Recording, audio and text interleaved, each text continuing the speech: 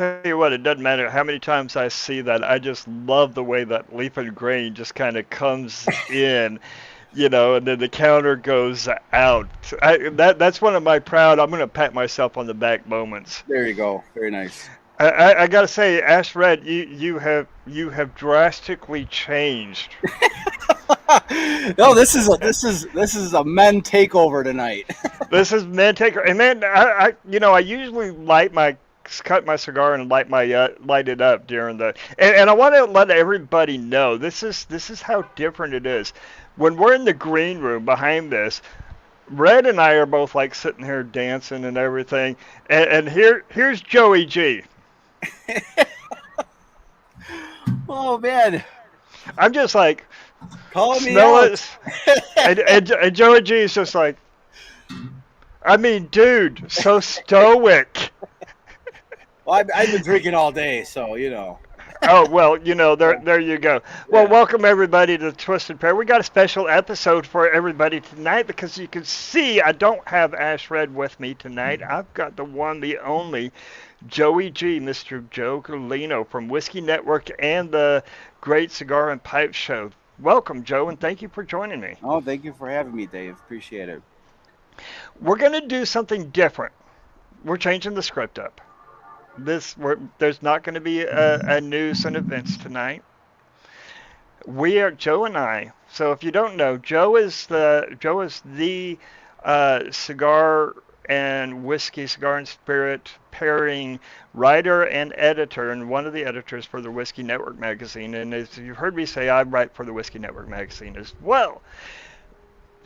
But Joe focuses primarily on pairings. So I thought I got Joe on tonight, and I've had you on before. This isn't your first time. You're not a newbie, Right. Yep. and you also write for Leaf and Grain Society, a cigar pairing. Yes. I said let's do a pairing. Let's do Absolutely. a review. So what we're going to do is going to be two parts.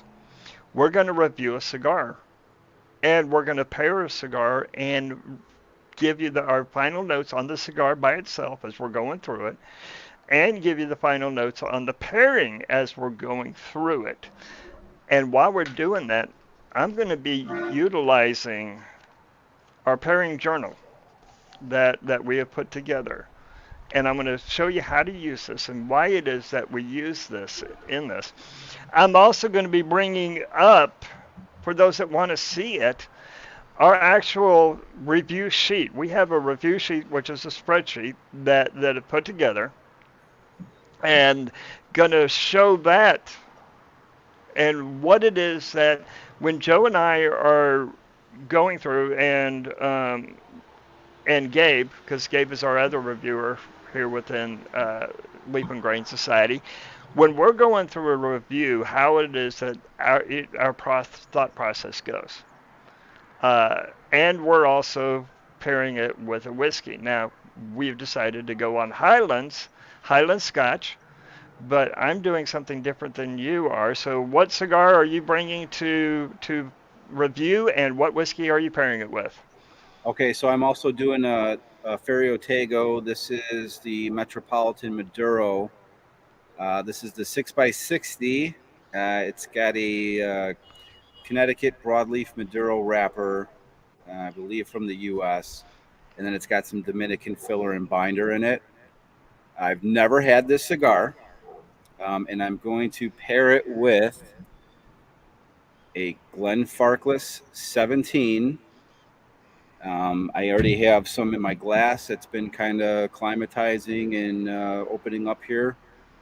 They say for every year in the barrel, you want to let your whiskey sit in the glass and open up for a minute per year. So that should be ready to go by now. Um, I picked Glenfarclas because it is one of my favorite 17 years, and I've had pretty much the entire range of Glenfarclas as far as the 12 to the 25.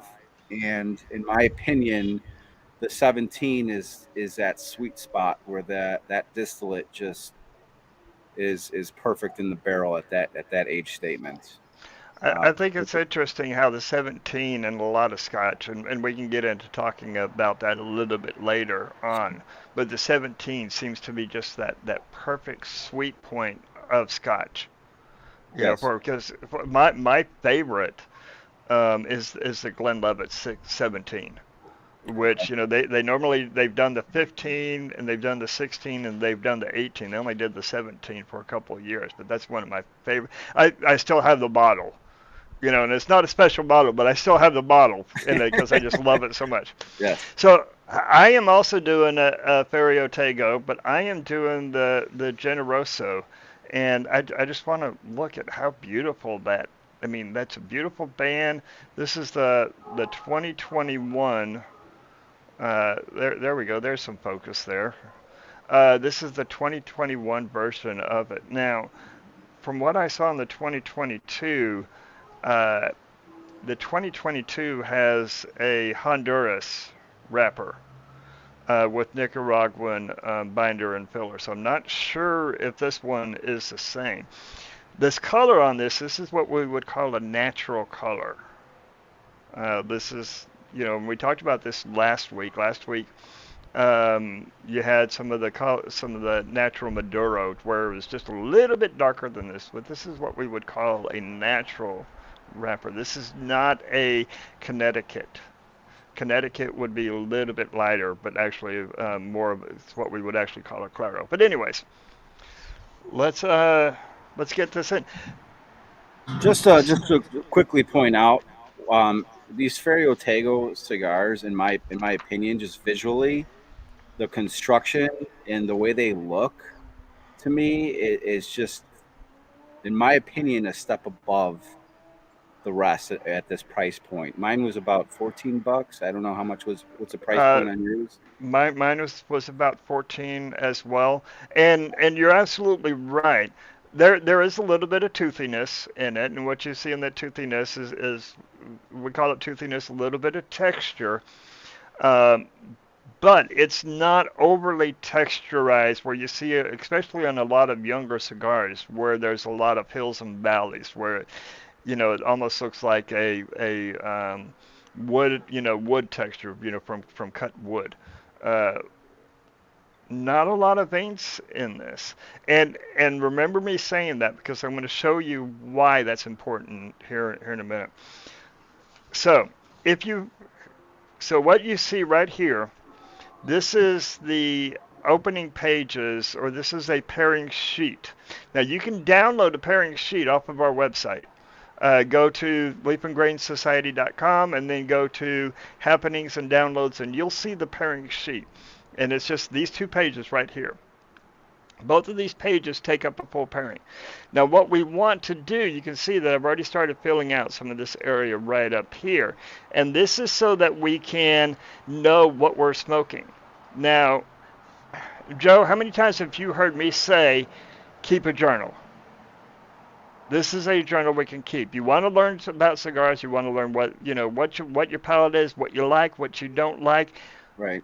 And this doesn't apply just to journals. This applies to beers. This applies to wines. This applies to whiskeys.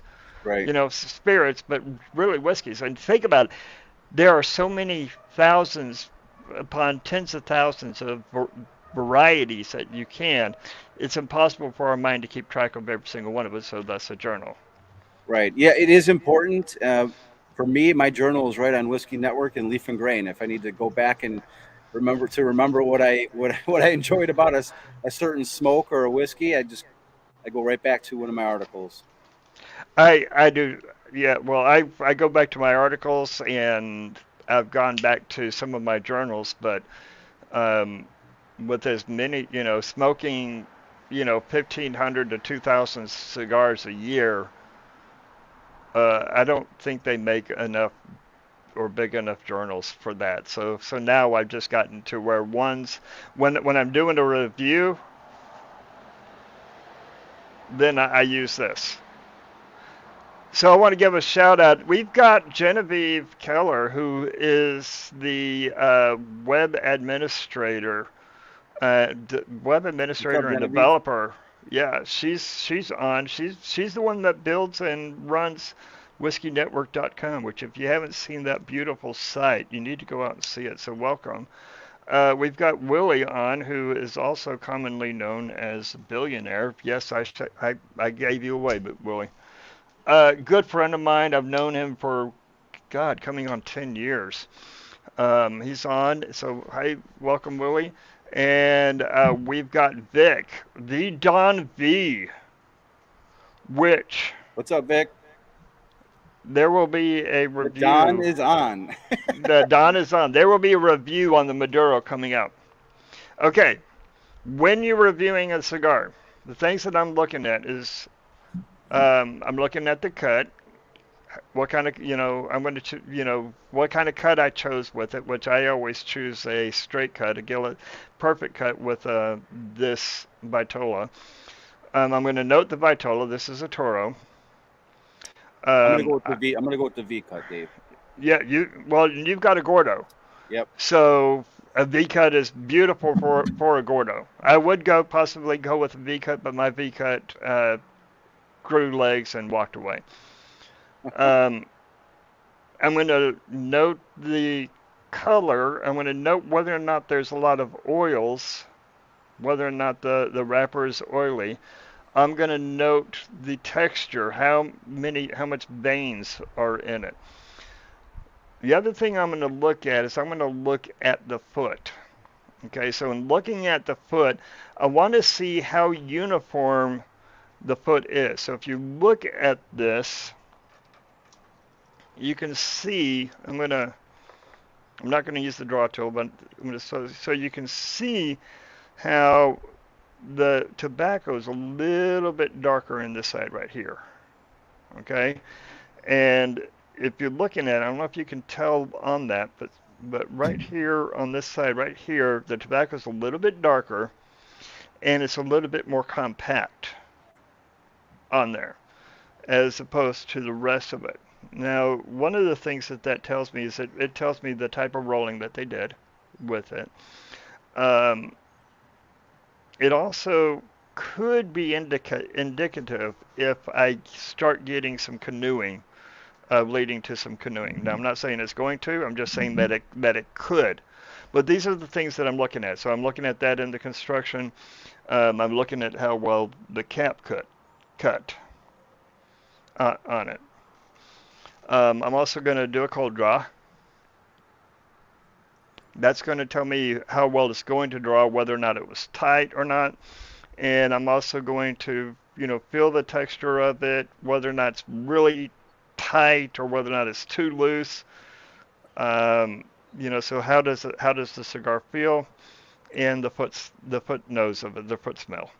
And while you're doing the cold draw, I don't know why, but something that I pay attention to is whether or not I'm getting spice or not on the palate when I do that cold draw. I do too as well, and I purposely stick my tongue to the Kappa there where I cut it, because you're going to get some notes off of that as well. So all of this comes into play here. Okay, and I'll show you a little bit later on our pairing sheet or our review sheet of what this looks like. So what are you getting on your dry draw? I'm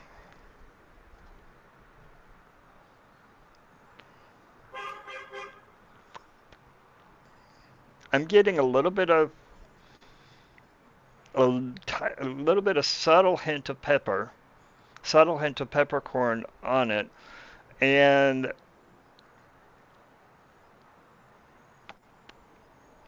little bit of earthiness, a little bit of sweet leathery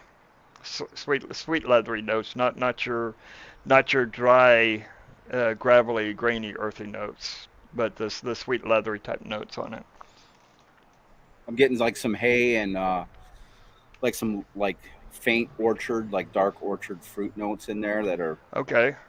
Something like that. Dark orchard. So you're thinking a little bit more, maybe more along the lines of a cherry, of something like a dark that, yeah. dark cherry, black cherry. Yeah. Mm-hmm. The other thing that I look for in it is when I'm going to light it, is how. Now I don't hot light. I will never hot light. And so what I'm going to do, What is that? What are you talking about? hot lighting is when you bring it up to your mouth, you light it, and you take a Okay. draw. Okay, so Okay. what you're doing is you're pulling that flame in, and you're causing a burn on a char on the oils as it's coming in. And so that's going to increase the longevity of how much char notes you get off of the initial draws. Okay, so I do one thing to negate that, and I learned this from Brad Reith from Zeal Cigars. Is after toasting your foot, and I think he learned this from some Cuban guy. He even forgot who he learned the guy's name. Unfortunately, after toasting, he'll do what he calls the purge. Mm-hmm. He'll Blow purge through his, it. he'll purge his cigar, and then he'll go back and do what you're talking about, which is what I like to do. Guess what? I do the same. And what I want to look for, if you can see how this is starting to get a nice white ash on it.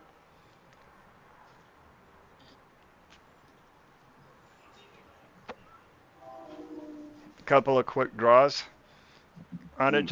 And what you want to see with that is you want to see a nice even burn all the way around of it. Yeah, so I typically when I light, I try to stay as much of a perpendicular angle as possible versus Yeah, going straight at it. I never go Like straight at it. yeah, it's almost like you're welding a perfect little um, burn on your cigar there. See there? I come in at about that 30-degree angle, and at that 30-degree angle, I'm letting that flame just kiss it, touch it. So we got Chris Coulter.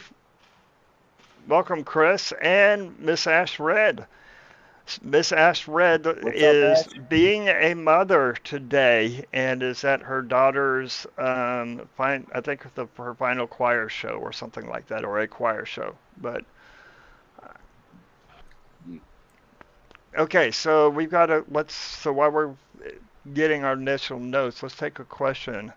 Willie, Mr. Billionaire says, any tips when you go in a humidor to buy a cigar?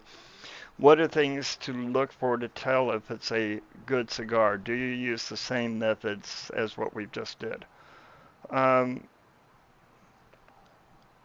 want to tackle that one first? I mean, visually, it's kind of hard to tell if it's a good cigar.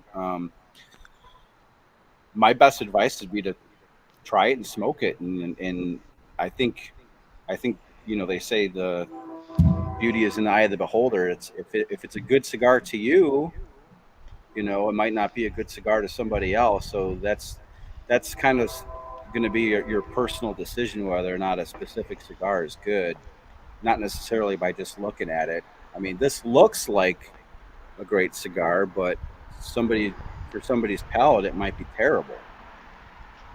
Yeah, I mean that's a great point for you and what you're looking for yourself.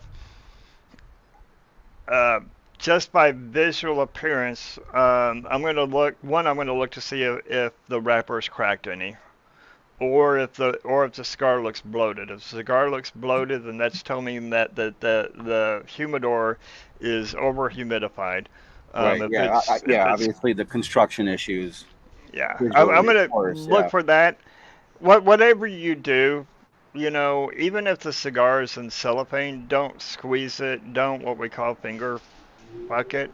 It's after 9 o'clock somewhere. Because you haven't purchased that cigar. By all means, do that, but do that after it's sat in your own personal humidor and has acclimated to your system for a bit.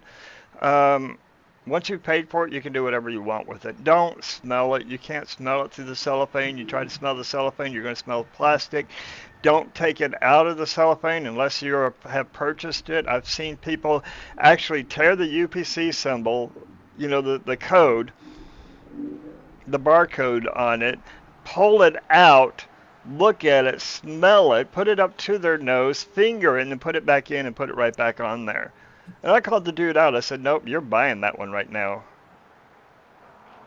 and he looked at me and goes, I'm not buying this. I said, nope, you're just buying it because you made it unsellable to anybody else, and I'll grab Chef if you want me to, and he'll make sure you buy it. And he's like, I'm not coming back here again. It's like, thank you. Also, oh yes, Red brings up a good point here. Also look at the humidor's humidity rating. Yeah. Right off the bat on this cigar, I'm getting like nice charred vanilla and some leatheriness. um, I'm a huge fan of the Prestige, um, which I also get that on the Prestige, but I get some really nice oakiness on that Prestige. Hmm. I'm not really getting the oakiness on this one. It's more like just like sweet charred vanilla and leatheriness right off the get go here. I'm still getting the leathery notes on there. Still that sweet leathery notes. There's an underlining of cream. Um, you know when you chart when you roast toast a marshmallow and Right. you get that char on the outside. You know you Yep. take it towards the black, not just Yeah. lightly. You get that char, that charred creamy note. Yeah. To I'm where that, it's so we're smoking two different cigars. We're saying the same thing. I feel like that's going to be like a signature Ferio Tego cigar note. Assuming most I of the tobaccos are coming from the Dominican Republic. I'm thinking the same thing. You know, he's got, and that's a signature note from a Honduran, from a Honduran tobacco, which this is a Honduran wrapper. If it's following the same blend as the 2022, um, or rather the 2022 is following the same blend as the 2021, since this came out before. Uh, Jalapa in Nicaragua, similar type notes. Not as much char. The char is really is what's kind of throwing me on this, and that I think that's because this one has Nicaraguan binders and fillers on it. What But was it? it's What was the blend on yours again? Honduran Okay. wrapper with Nico binders and fillers. Okay. Yeah. And back to that question about what cigars you think would be good as you're going through the humidor. I wish that these boxes on the inside would at least display what the blend of the cigar is, because I know, like me personally, I know what kind of tobacco I like or what I'm feeling that day. Like if I'm feeling some Nicaraguan tobacco, I'd like to see that as I'm perusing these different boxes of cigars, because you don't really see that very often. I think it's kind of like a thing to just kind of leave it be a mystery for the consumer.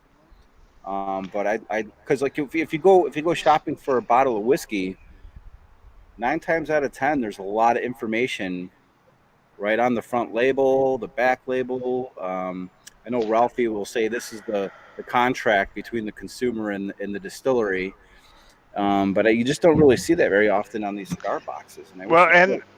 what's interesting is TAA requires us to, or requires them, you know, for the label laws to display that information, and there's not a requirement. Which, believe me, I don't want to get the FAA or the FDA any room to say that you have to, you know, do so and so and so and so. But I agree. I would love it to, you know, especially when I'm coming into a cigar that I don't know. And as many cigars that I smoke, there's a lot of cigars that I don't know because of how proliferate that, you know, boutiques are across the industry. Um, I want to speak to this point here, Chris. Chris says that's why there's a qualified tobacconist at the shop. Just ask. You don't have to finger and nose swipe to get some answers.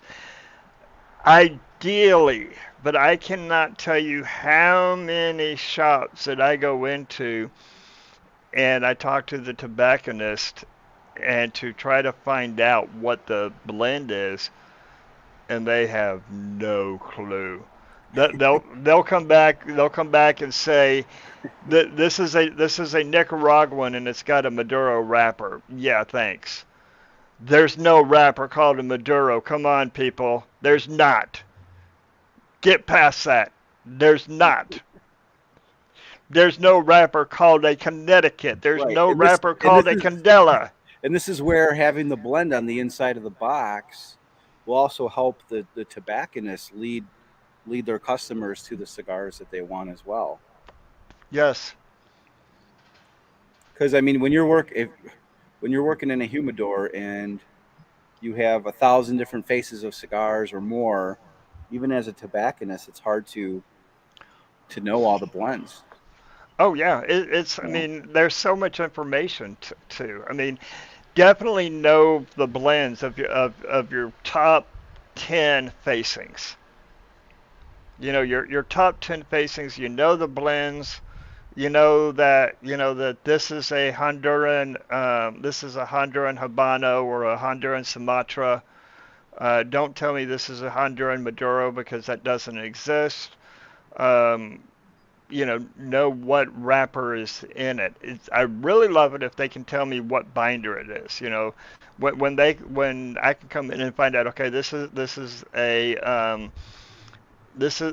San Andreas wrapper, which is actually a region, but there is the San Andreas, which is a spin-off, or it's off of the Corojo, and it's got an Ecuadorian Sumatra binder on it. That tells me so much about that cigar, just in those two things right there. Um, and then where are the fillers coming from? Are the fillers from Nicaragua? Okay, are they Esteli, Condego, and Matempe, or are they Jalapa? So what sub-region really helps out? Uh, so what I would normally do at this time here is I'm going to in my book, and you can see I just wrote down 1/3 in there. So you can see I just put down the 1/3, and I'm going to just put down some of the notes that I'm getting. So I'm getting sweet leathery. I'm getting a charred, creamy note.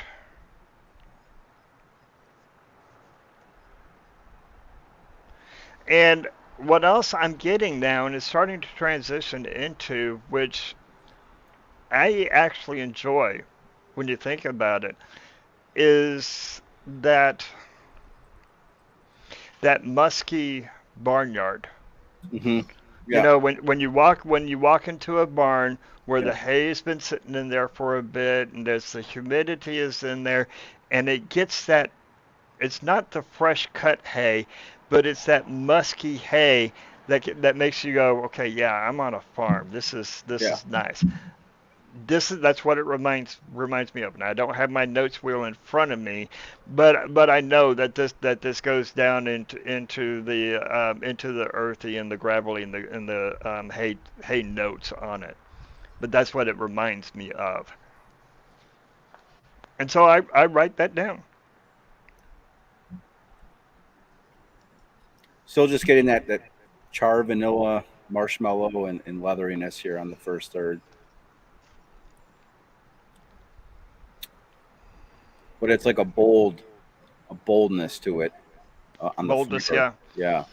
Coming into the first half inch of the burn, and say we've got a nice, good, even burn all the way around. The ash is not white, but it's a very, very light gray on this. I've got a nice even burn at or construction at the top. This tells me a bit about the construction on it. Now that the oils are heating up, the body is starting to loosen up a little bit.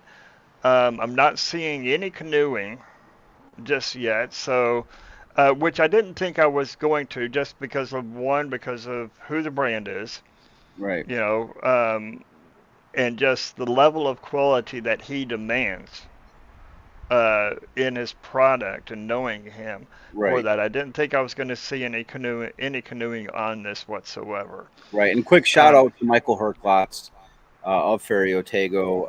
I met him at the Corona Lounge in Lake Mary, Florida, about a year and a half ago, doing a pairing event with Dal Moore and Ben Boyce. Very energetic dude. Great, obviously a great front man for a cigar company. Very funny dude. And he is making great cigars. I'm falling in love with his brand every time I smoke it. And an absolute wealth of knowledge on it. Okay, so we're coming in. We've got a pretty good ways into the first third, and generally our notes aren't going to change really until we start getting about to this part right here. We'll start seeing the notes change on this. So it's at this time that I usually do a retrohale, because I'm going to do a retrohale through each portion of this. And I'm going to note down what notes I'm getting on the retrohale, whether or not the retrohale was exceedingly strong or what, because that's going to give me an indication of what I'm going to get as I'm moving in towards the transition is on the retrohale. Whether or not I'm picking up any subtle notes of it. And we want to do this before we go in and start taking our drink. And we'll talk about that in just a moment as well.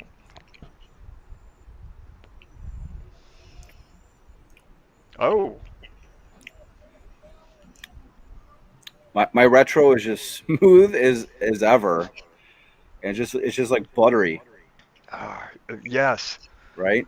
That's why I made that announcement of oh, Just like because buttery, yeah. I was expecting, because I got some peppery notes off of the foot and off Okay. of the cold draw. No peppery notes yet. Buttery. Okay, when when you're doing a reverse sear on your steak, and you bring your steak back out, high heat skillet, you've got the butter, and you're taking that butter and you're bathing the steak in it, and the smell of that butter, and then the taste of that butter on the steak, Yes. that's the retro. Yep. So Welcome, Ancestry Cigars. when I what's going on, Enid? I just did a review on her educator cigar. It's out with Uncle Nearest Bourbon. It was an excellent article. If you get a And chance, that just got published today, didn't it? was Or it was that yesterday? yesterday? Just got It was published yesterday. yesterday. Yeah. Yes, great review. Great review. Thank you. I'm intrigued on those cigars now. I want to try to get some of them so that we can do another. Gotta wait for March. I think she's gonna release them at the PCA in March. Oh no, So, you stinker. so we got exclusive access to it. Thanks, Enid. But so when I retrohale, I get a good puff on my palate, and I push it up with my tongue to the top of my Okay. mouth, and then I Hmm. retro. And for me, it just gets I get a little more flavor when I do that for some reason. Uh, honestly, I haven't thought about how I actually do that. Well, Is try it. it?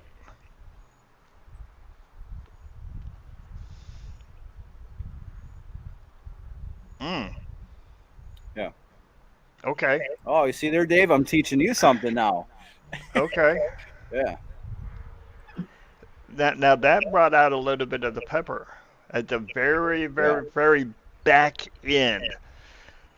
So Yeah. so that was interesting. So I Okay. got to give All I right. got to give credit. I learned that from Genevieve, the draw queen, on one of her morning Instagrams. Really? Yeah, she's in is it Norfolk, Virginia, at a lounge there. Yeah. She's their tobacconist. Very knowledgeable as well. Yeah, I follow her as well. But yeah, just something about Ferio Tego that I just noticed is and now I'm getting a little fruitiness. Um, Not like a citrus type fruitiness, but like hang on a sec, that was interesting. Are you getting that on the retro? Mm-mm.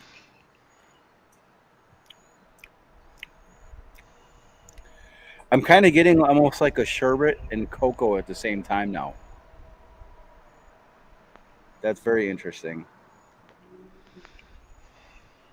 Like if you had sherbet, like orange sherbet ice cream Hmm. and chocolate ice cream at the same time, or like sprinkle that with cocoa on it. Very good. What's interesting is I'm still getting the sweet pepper, kind of like the skin of the peppercorn on the cold touch. And so the cold touch is where we'll take our tongue and touch the cap where we're drawing on.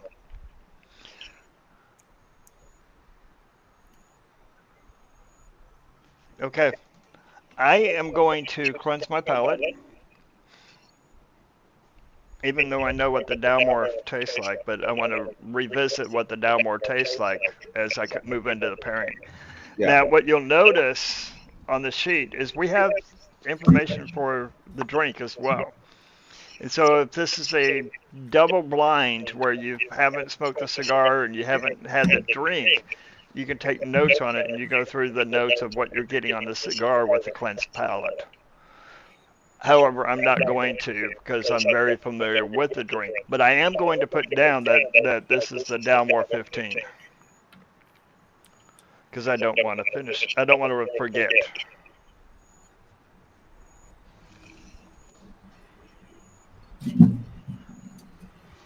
And again, I'm pairing with the Glenfarclas 17.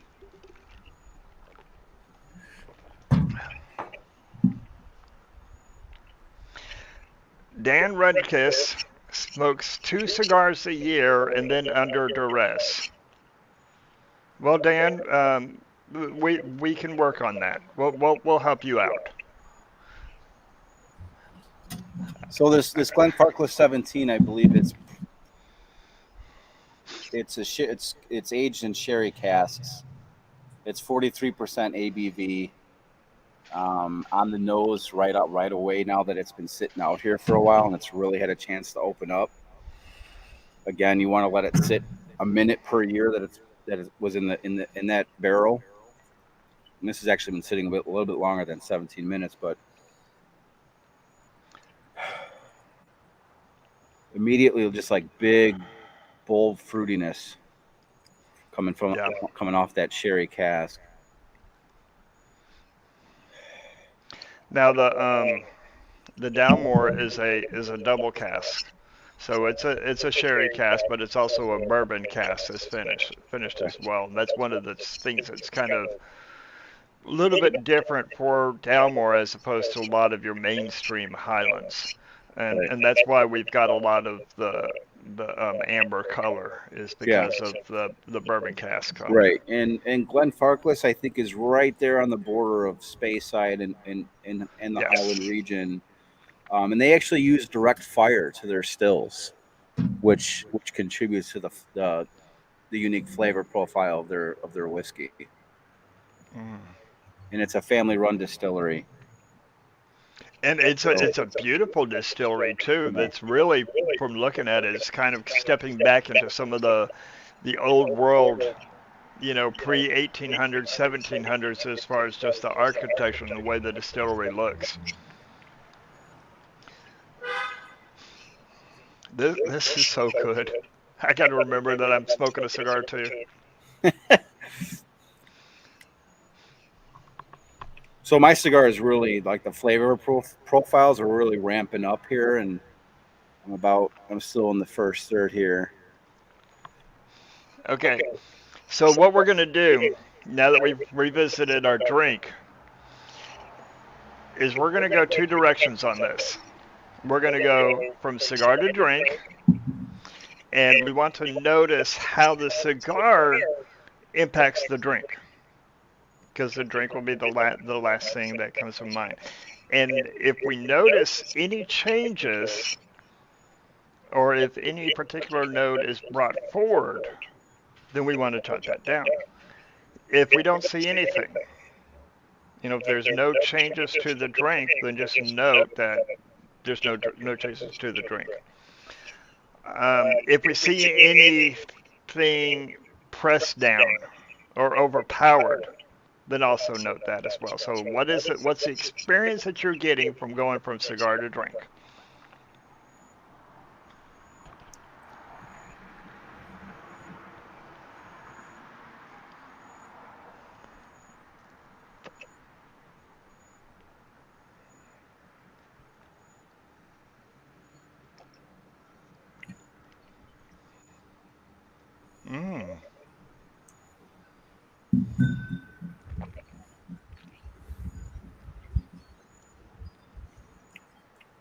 Wow.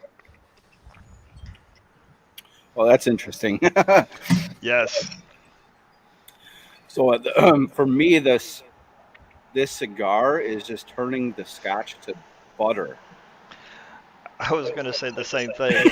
Like there's just something about these Ferio Tego cigars that we already talked about it on the retro hail that it was very buttery.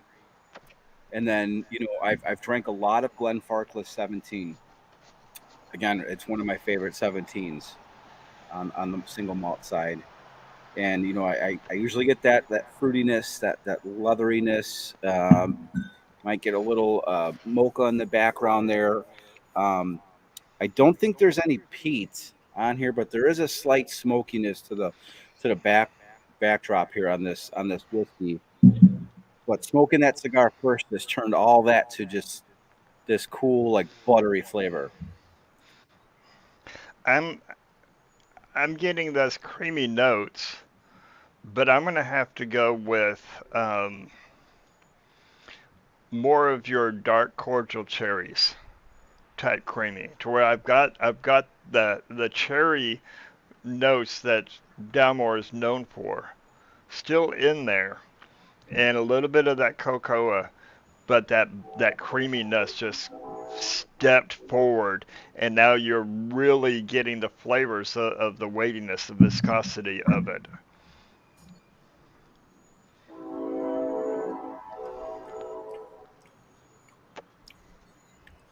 Yeah, I'm getting a little like now I'm getting like a little more like vanilla and cherry notes in there. If you look at the color of the Glenfarclas comparatively to your Dalmore, Yeah, um, mine's a you're little more mine's a little more gold in color. yep, you've got a little bit more golden yellow in as opposed to the deep amber. Wow, that is. Mm, Now again, obviously I'm a huge fan of Ferio Tego, but these are both excellent whiskeys that we're pairing with these cigars. So yeah, what really, is the bottle of the Glenfarclas 17 run? $100 over here in Chicago. $100. hundred Okay, bucks. so yeah, that was about the same here. Now the 25 year is like 180. Really? So Glenfarclas is really really good about keeping their price point down. Yeah.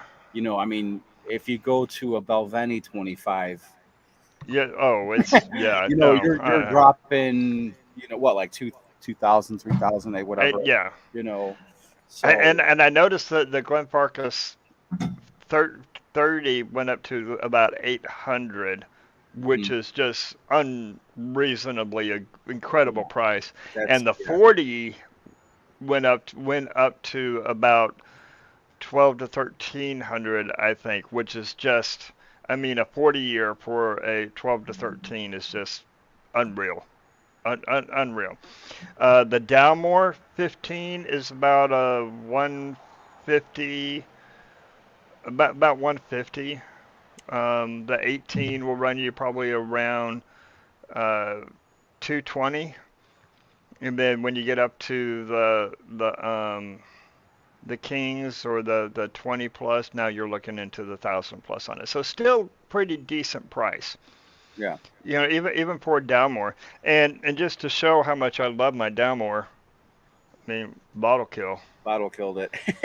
Well, so this is actually a really really good pairing on my end with this Metropolitan Maduro and this Glenfarclas 17. I'm really impressed here. I wasn't exactly sure how it was going to pan out, but it's really good. Now, what's interesting is, okay, from going to the drink to cigar, and always do that direction multiple times to get a full understanding. But the first time on this one, drink to cigar, the drink kind of dulls the flavors of the cigar that we were Yeah. talking about. So I want to So we should see. be cleansing our palate before we do that. Yes, Yeah. and I'm going to cleanse my palate again. Cleansing your palate is so important because otherwise you'll have flavors carrying over.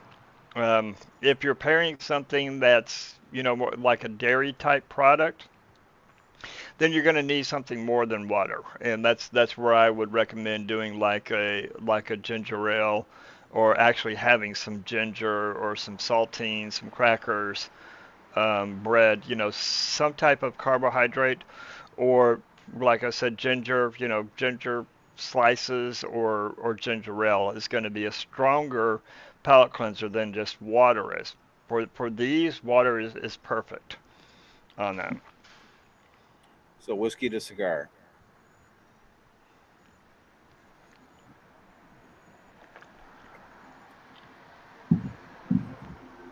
Mm.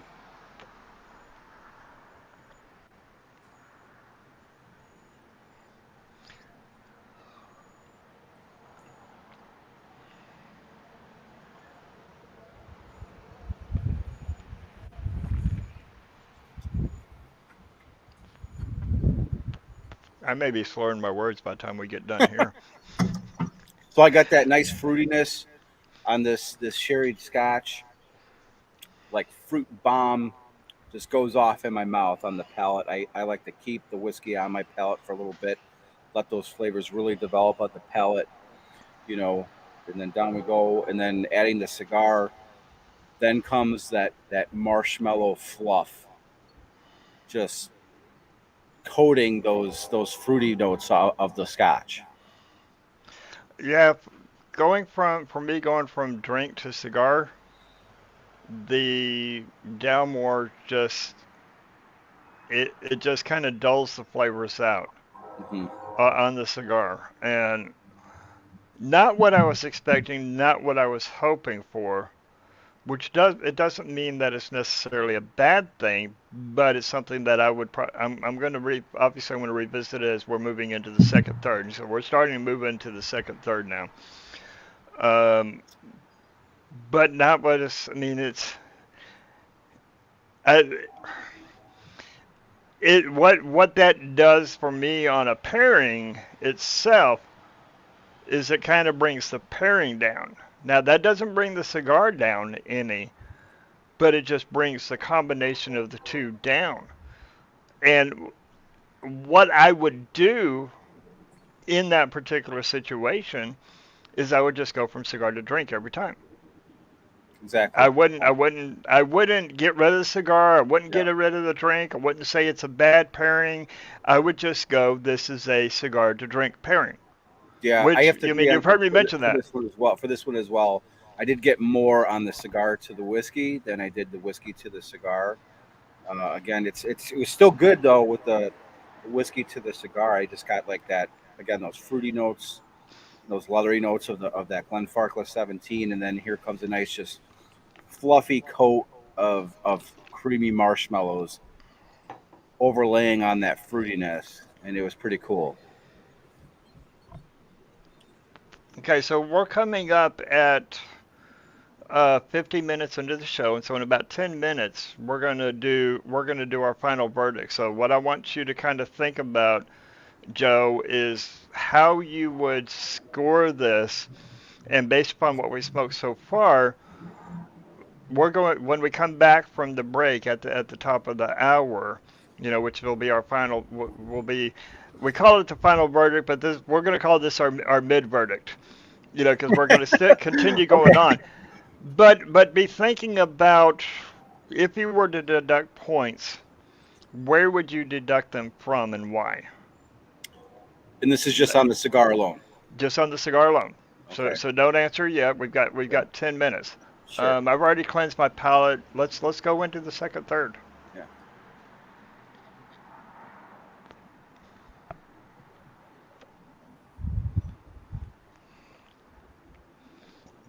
So now for me the cocoa notes are really starting to come forward, and there's still hints of the creaminess, hints, but just subtle hints, to where now I'm getting that stronger cocoa bean, where there's a little bit of that, that cocoa, that bitterness, Hmm. not, and don't get me wrong, when I say cocoa bitterness, I'm not saying that the cigar is bitter and it's bad, um, but a little bit of that chocolatey bitterness that you like in a higher purity of the cocoa. So I mean, we're talking probably the mid to high 80s of cocoa in here. I'm getting a little more char on that vanilla note. Uh, some sweetness and saltiness are starting to come in a little bit on the second, third as well. But still getting that vanilla leatheriness. The creaminess is still there. All that seems to be kind of ramped up a little bit in the second, third here now. I'm hmm. And again, for the audience, if you're tuning in late, we're doing two totally different cigars, but both from Ferio Tego. And two different scotches, but both Right. from Highlands, both I'm, in the Highlands region. right. I'm doing the Metropolitan Ferio Tego Maduro with the Glenfarclas 17. And I'm doing the Generoso from the Ferio Tego or Ferio Tego actual line. So they have Michael has got a number of different brands. So they've got the Metropolitan brand, which is what Joe is smoking. They've also got the Timeless, which was a brand from Nat that he took over. Um, and brought into his own family, and then he's got this one here, and you could see that the bands are different. The Timeless is the one that everybody knows. Joe did a wonderful review of one of the Timeless ones that's on our website. What did I give that? I give it like a 96 or something? 94. 94? Okay, yeah. 94. Yeah. Very, And very good cigar. when we come back at the top of the hour, I'm also going to show our review sheet, so the worksheet that we actually go through we're reviewing. And This, if anybody's wondering, Ferio Tego is actually Michael Herklotz's family motto, which means to strike and defend. yes, yes, and part of their mantra is they don't travel to a destination, they travel a place and keep on going. So, kind of that, in our lives, we don't have a destination that we're going to and then stop at that destination. In our lives, we want to continually grow in our lives, or at least that's the way I'm interpreting it, and that's the way that I try to live my life. But that's getting into a philosophical sense, and I haven't had enough to drink to get philosophical yet. We'll get there, maybe. Um, I want to I'm try get that Suma. I haven't had a chance to try the Suma yet. yes, the Suma. Yeah. Okay, Michael, when you watch this, we need more of your cigars down here in Texas. I know you love your Northeast, brother. I know you love your Northeast, but we need some love here in Texas. Look at the burn on this. Yeah. Now my ash has fallen off, which I didn't show what it looked like after it fell off, but I did have a nice burn cone, a nice subtle burn cone. I have not had to retouch it. You can see that I'm still getting a nice even burn all the way throughout. If I was going to get some canoeing from the construction, this is where it would start coming in, is right Right. here. No, I have never had an issue like that with the Ferio Tego cigar. Again, for me, it's just something about their construction, even just simply visually, is just a step above from the rest, in my opinion. I gotta say, okay, so all hand rolled cigars fit into the premium cigar category. And that's one of the reasons why we just won that deeming issue with the FDA, is because all of them hand rolled, quality, no additives, even in even in the acid cigars put out by Drew Estate. They're not additives additives that are harming to you. The way that they infuse those flavors is a proprietary process, and only one person knows how they do it, and nobody's allowed to say it, otherwise they would be killed. It's kind of like one of those things you don't need to know type situations. If you want to hear the funny, the comedy around it, go back and watch our show where we had Drew Estate on, because we kind of got into that a little bit. But these are all premium cigars. Now, within the premium cigar industry, we have what we would consider luxury cigars, and luxury cigars is not just on the price point, but it's on the quality that comes with them. With the age of the tobacco. Talking specifically, about the Byrons and the Atabes and the Padron 26 and 64s and of course the Opus X. Where their tobacco is aged much longer. They're bringing in higher quality tobacco.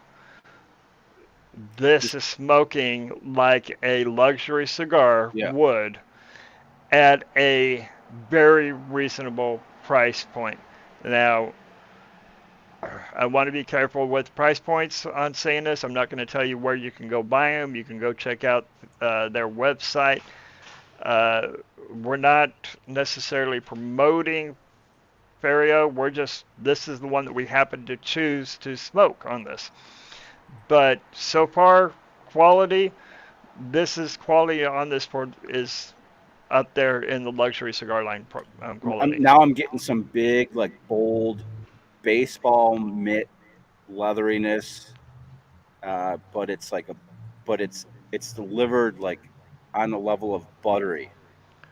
So yeah, so that's that sweet but yet very rich leathery notes. I just got some pepper. So I'm getting the cocoa. I'm getting some gamey type notes, a little bit of meaty type notes in there. And just then I got just a little bit of a hint of pepper on the very back of the palate. One thing I also pay attention to is how easy the band is to get off, and this is actually double banded. And I'm having a hard time getting that first band off. Yep, all of that comes into play. Yeah, because I don't want to when mess we're up the scoring. construction of the cigar. I also look at how hot it feels. Okay, finally got it. There we go. Okay, good. Yeah. How hot does the cigar feel when you come up, when you're holding it a bit more? You should feel some heat from the cherry. So I can feel a little bit of warmth, but it's not like burning my fingers or anything like that. Well, and so a little bit of other type of education here. The ash length that you're taking this on, that's actually going to cool down that cone on it. And so we typically say you want between a ½ inch to an inch and a half. When you get up into the 2 inches, then it starts cooling it down, and it does change the flavors that you get on it. So if it gets longer and you start getting a lot of ashy type notes to it, then ash your cigar. Now, when we ash the cigar, we do not come in and tap it. You don't tap it. What you want to do, if you can see what I'm doing, is I'm going to take it and I'm going to just slightly roll it, and you can see how it just came off naturally.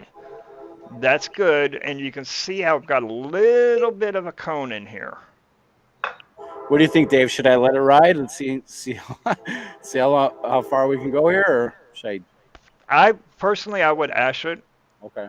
I would ash it, because that's when it's going to change it. But that, again, as we always say, and you've heard Red and I say, you see, now that's a beautiful cone, and that you love that, because that long of an ash, that is really good construction, especially in your fillers, to be able to maintain that kind of a cone with that long of an ash. Not a lot of them will do it. That's an indication of the quality. Absolutely.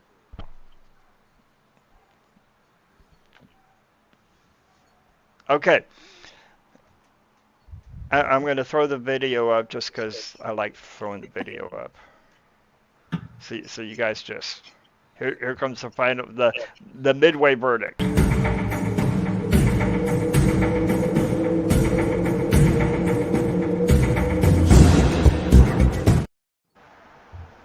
All right, Joe, you get to go first as guest of honor. Okay, so on this Ferio Tego Metropolitan Maduro, and this is the midway point. Um, I want to say I'm at about the same as that Prestige, around a 94, 95, just based on the construction and the amount of flavor that I'm getting on the cigar. I did get some nice transitions as I described, but that butteriness that is overlaying all these flavors in this cigar and delivering it to your palate in such a smooth, buttery fashion um, is just really impressive, in my opinion. I'm I'm right there with you. I'm probably gonna, just with what I've got so far, I'm probably looking at say that 95, 96. Um, I would probably bring it 1 point coming down is just upon visual inspection of it to where I've had that really tight bunching on as I was showing early on within the foot of it. Um, probably come down 1 point, 2 points on there. Uh, Transitions were smooth on it. I would have liked to seen a little bit more prominent of that transition into that Yeah, second I note. agree. So for me, I like a lot of transitions in my cigars. I like it to be a roller coaster. I know some people just like it to be on one level, where they get like a consistency throughout their smoke. But we all know most cigars do have those transitions. So I would like to see more transitions in this cigar. So that's where maybe I'm deducting a few points. Yeah, I agree. So let me show what we're talking about here.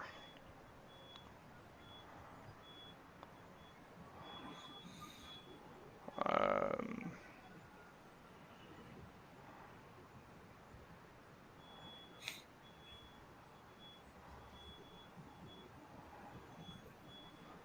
if I can find the window here.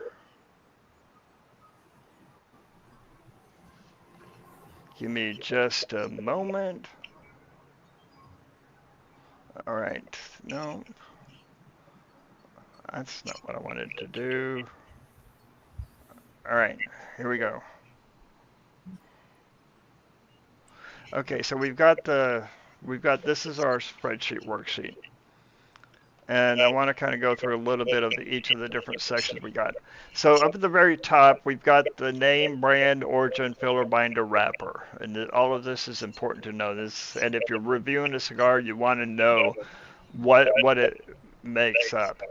Uh, we look at the appearance. So the construction, is it firm? So you heard me say that it was firm or not. The texture, is it really toothy on this? The weight of it, I'm thinking about bringing the weight out of it because I don't weigh my cigars on that. The oiliness, the veins. You heard me talk about the veins on this in the cigar to where we can look to see how, are the veins in the wrapper just really appearing to where you can just distinguish the veins out in it. Um, the color of it. If this is a Maduro, how uniform is that color throughout of it? What's the quality of that wrapper in it? If I'm smoking a Maduro or a double Maduro, which is also known as the Escudo, how intense is that darkness of it? What is the oils coming through on it? The filling distribution. So that's where I was talking about the fillers, where you can see that one part of the fillers was really bunchly tight, and the rest of it seemed a little bit more evenly distributed. So this is where I would probably take take a couple of points on it off. The uniformness of the cap. When you have a correctly cut, am I dealing with a single cap, a double cap, or a triple cap? And in a perfectly cut, do I have to go too light on that cut because the wrapper or the cap comes up too tight around the head of the cigar? Excess of material. This one's kind of hard to do because you have different types of rolls where you've got, say, like a shaggy put where the wrapper stops before the end and you see the binder in there. Or am I dealing with a closed foot? Is that closed foot too much to where I've got to burn it too much through that closed foot to get to the actual foot of the cigar to start the combustion on it? Then we talk about the combustion, hot tasting. So this is where you've actually lit it and you're starting it. What is the combustion like? Did I have to light it too much to get a burn to start? Is the draw? The draw, is it tight? Is it loose to where it's almost like I'm taking a draw through a straw rather than a draw through a cigar? That comes into play of it. What is the intensity of it like? Am I getting that heat, that burning right off the very front of it? Or, I'm going to get the heat of the burn as I come down into the final third of it, but what is that like at that first third? Because you don't want it to be overpoweringly heat. Granted, that could be how you lit it. We talked about early on if I hot lit it or if I soft lit it or not. Ash color. If I've got a black ash, then that's pretty indicative of a younger tobacco, to where the tobacco's hasn't fermented, hasn't really truly entered in that first maturation phase, and I'm getting, so that's the acidity, the acids that are in it. It's the ammonia that's in it. The firmness, how firm does that ash look, or does it look like it's broken up? Or we've talked about stacking of dimes. You want that ash to look firm of it. How is the intensity of the flavors? How is the intensity of the burn on this? Combustion cone. So when we do ash it, we talked about how we want that cone, that like what you saw on Joe's. How is the complexity changed? As I'm coming into the final third, I want that complexity to really start livening up, so where I'm really picking up those ligeros, I'm picking up those secos in there, I'm picking up, the visos and possibly the Valerdos, if they're using any Valerdos, which is really great combustion on that. Then we come down here, and this is the flavor profile. So we talked about sweet, bittery, creamy, salty, sour, and spicy. These are the main notes, categories or families of notes that we get off of our palate. You have each of those different types of regions on here, and so I would rate these, between a 0 to 10. So, like for this one here, saltiness, I really wasn't getting any saltiness or any sour notes on it. I would probably take the spicy notes up to a 3 here. The creamy notes, probably 7. Some of the bittery notes, maybe a 2. But my sweet notes, probably take those up to a 6 on here. And you can see how this has changed, and we do that throughout of it. Then this is coming down into the aromas during each of it. What is the smoke aroma that you're getting at? What are the flavors that you're getting at? What is the aftertaste? So after you've taken a draw and you've already exhaled the smoke, what are some of the afternotes on it? This is where the scorings come down. And so each of these on a 0 to 100, appearance, I would probably, take this. No, I would keep this at a 96. Characteristics of the cigar, yes. Taste of the cigar, I'm probably going to take this one up to a 96 as well. And general impression overall, right now with what I've known, so really this is coming in at a 95, which is exactly what we just stated, on this one. If you look here, 95 to 100 is considered a classic, and a 90 to a 94 is considered very good. I mean, outstanding. Very good to excellent. So when you see a cigar, a lot of people say, oh, that cigar was scored low at an 82 or an 83 or what have you. It's not a bad cigar. Don't think that a cigar that's scored at an 82 is a bad cigar. There's things that we brought it down on, but look, it's still stated at very good to excellent. Down in the 70s,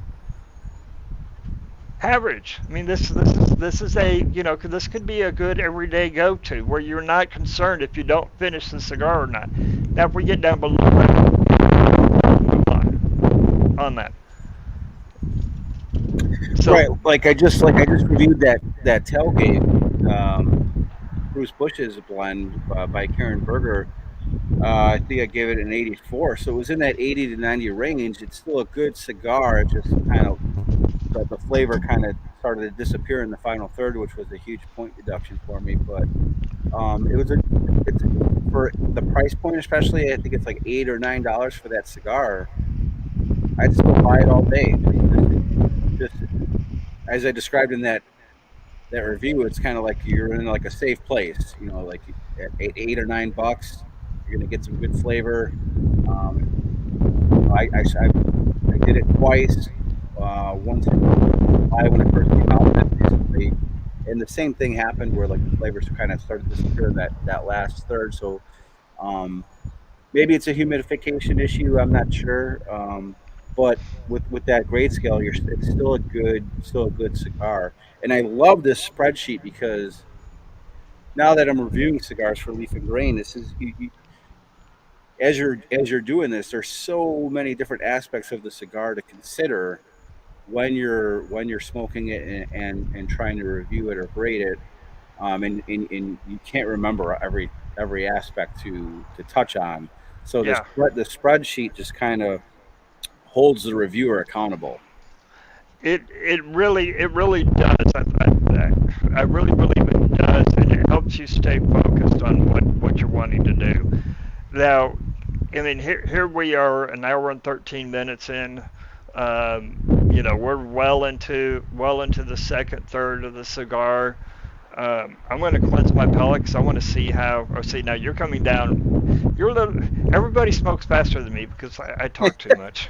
I think I'm still in the second. I'm probably approaching the final third. I'm going to take off this second band, which looks a little easier to take off than the first one. And please, while we're going through this, if you have any questions about the process that we're doing, you've got two cigar reviewers on here with you. If you have any questions on any of this that we're doing, our approach, our thought process, how we use the pairing journal, how we use the review sheet, let us know the questions. We want to answer your questions through this process as well. So I'm going back to cigar to drink. That was going to be my question. Are we drinking more whiskey? We are.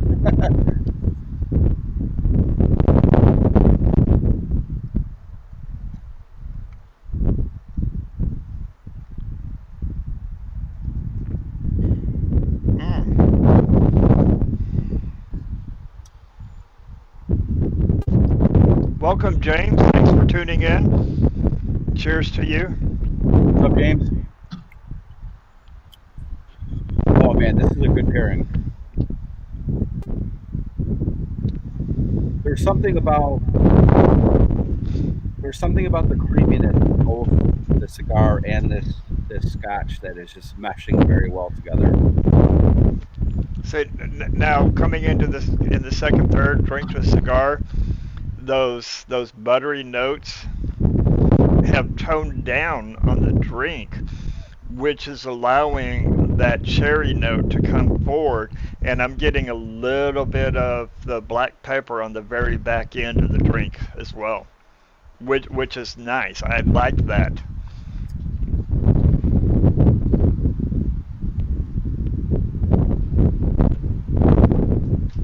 Yeah, just sweet, cherry marshmallows. What I'm getting on this. Okay, so yours is kind of staying consistent Hmm. from the first third, where mine has kind of changed a little bit. The cigar has transitioned into a different into a little bit of a different flavor profile, and so that impacts the drink differently than the first third, and very nice. I mean, it's almost like I've got a brand new pairing, which is still the same.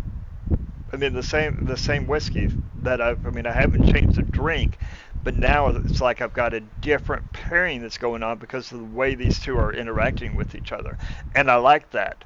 That really kind of brings the experience out to a different type of experience. Now, how's your retro on that second third?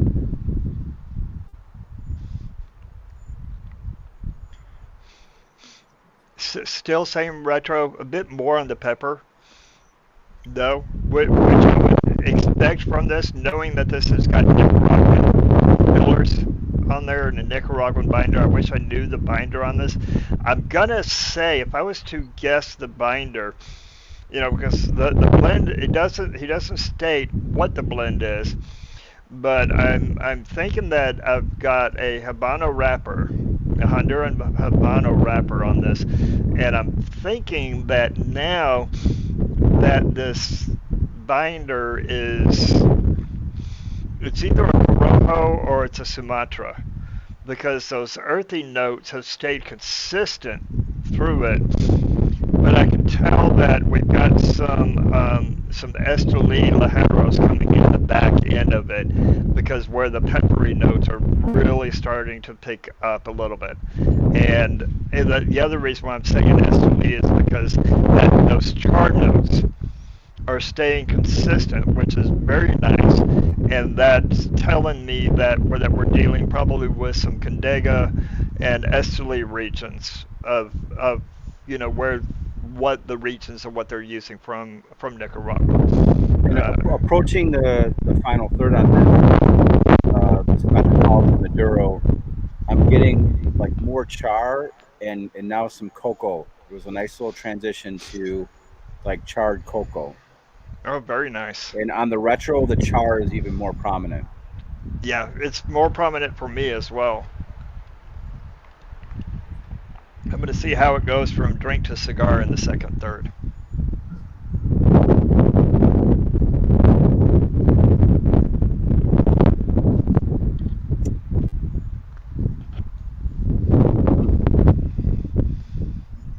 I just did cigar to drink again. I swear to God, I got coconut. Really? Yeah. Coconut. Yeah. Okay. Coconut. Oh yeah, all day. Uh-huh. Oh, that was awesome. All right, I'm gonna cleanse my palate and I'm gonna catch up to you with the whiskey to cigar.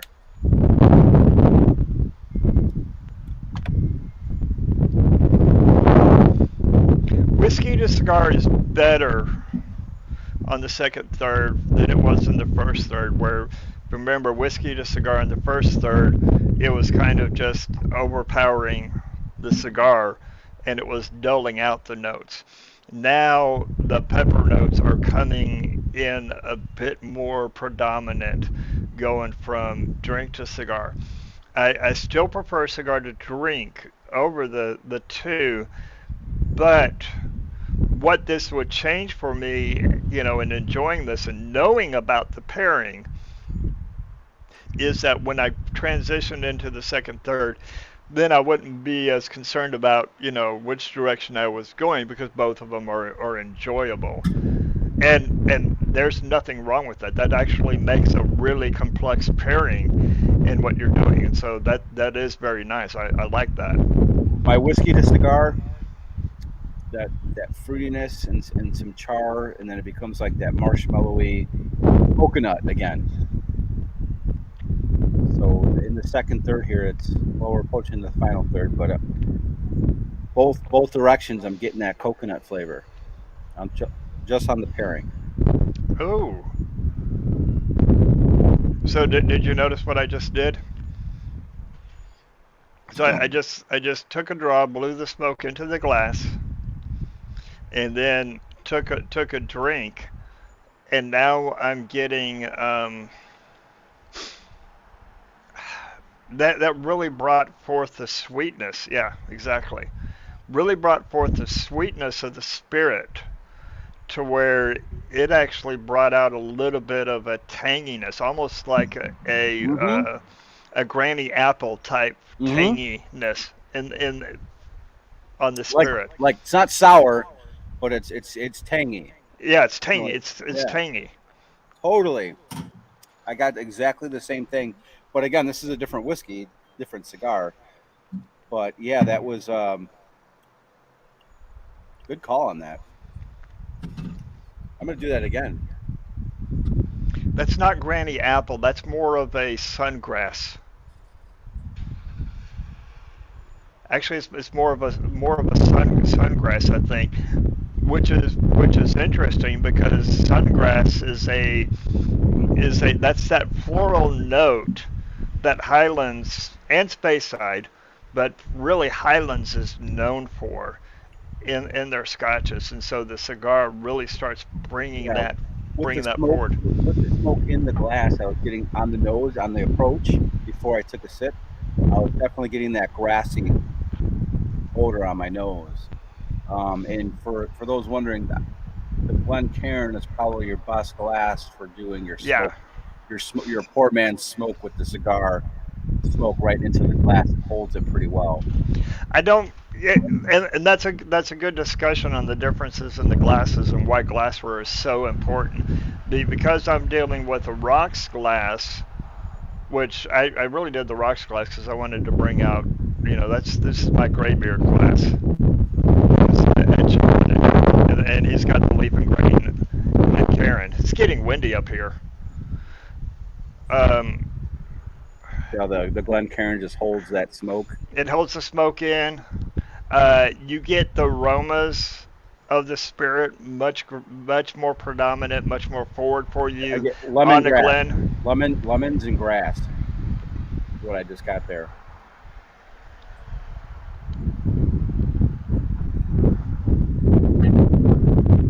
Oh, that And is good. with the sip now with the smoke in there, it's kind of like that multicolored candy.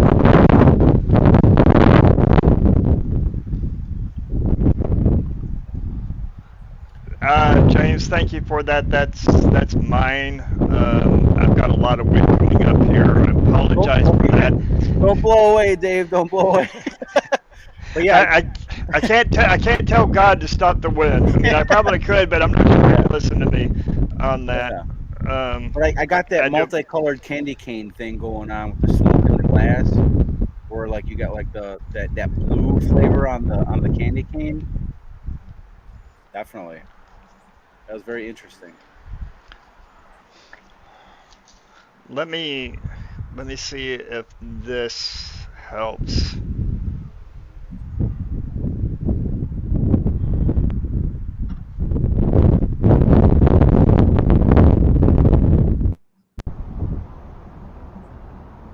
All right, tell me, can you hear me? Okay. Yep. Does that help with the wind? Because I turned off the mic on the headset. So I think it's a little better. Okay. Yeah. All right. I want everybody to be able to hear. I don't want to cut in and out. So Yeah. the sound is coming off of my Yeah, it's webcam. better now. Okay, good deal. Good deal. Thank you for that call out, James. I really appreciate that, brother. This is I'm not going to say the final verdict on the pairing yet. So far, my score on the cigar is going to stand. This is really nice with this. I'm enjoying the cigar. This is a high quality cigar. I mean, I highly recommend. Uh, this is Ferio Tego. This is one of their. This is one of his actual name brands as opposed to the Timeless and the Metropolitan. Now, I kind of would like to hear from the audience members based on what I'm saying about my pairing with the Glenfarclas 17 and the Metropolitan Maduro versus your, is it the Dalmore 15? Dalmore 15 with the Generoso. This is the Generoso. Yes. So the audience, which pairing sounds more appealing to you? Which one would you prefer? Yes, please let us know as we're continuing on. We're getting into the final third. And what's interesting on this is that the burn is still really good. I've only had to relight it because I was talking. Look at that. The ash has fallen off on me twice. At that right, naturally falls off. That's not a bad thing. Yeah. When it's at that right length, when you're in that 1.5 inch type of length, it's okay if the ash falls. Now, if my ash is falling off when I'm, when I'm this low on this, then that's telling me that the construction, as we're coming into the final bit of it, the construction is loosening up, and you don't want that.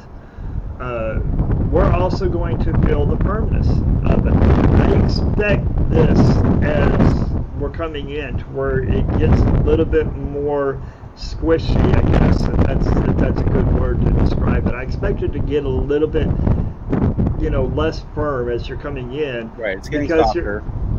You're dealing with a lot more oils as we're coming back, and that's why the flavor intensity gets so much more as you're coming into the final third. Everything is definitely ramping up here in this final third, and now I'm really, really, really enjoying this cigar and this pairing.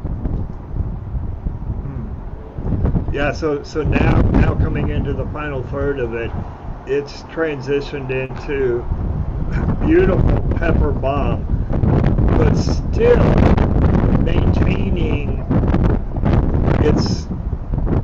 maintaining its cocoa notes, still maintaining the piney notes as it transitioned in. But what we're seeing is that the pepper notes is coming in, and that's telling me that they brought out some of those limeros domestically and brought that in a little bit closer into the back end to provide that for you in that transition.